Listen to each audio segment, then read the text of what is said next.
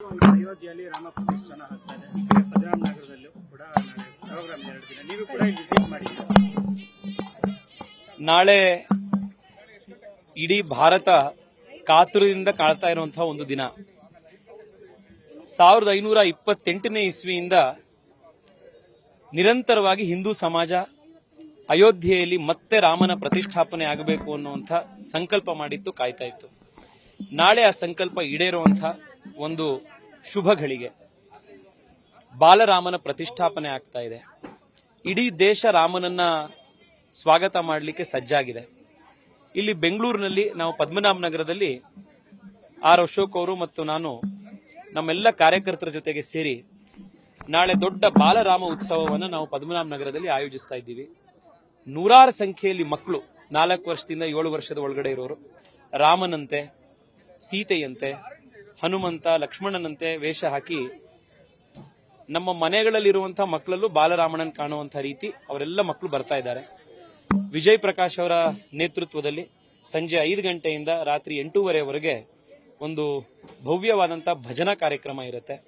ವಾರಣಾಸಿಯಿಂದ ಮತ್ತೆ ಅಯೋಧ್ಯೆಯಿಂದ ಗಂಗಾರತಿ ಮಾಡುವಂತ, ಧೂಪಾರತಿ ಮಾಡುವಂತ ಪಂಡಿತರು ಒಂದು 15 ಜನ ಇಲ್ಲಿಗೆ ನಾವು ಕರೆಸ್ತಾ ಇದ್ದೀವಿ. ಅವರು ಜನರನ್ನ ಭವ್ಯ ಆರತಿಯಲ್ಲಿ ನಾಳೆ ರಾಮನನ್ನ ಸ್ವಾಗತ ಮಾಡುವಂತದ್ದಿದೆ.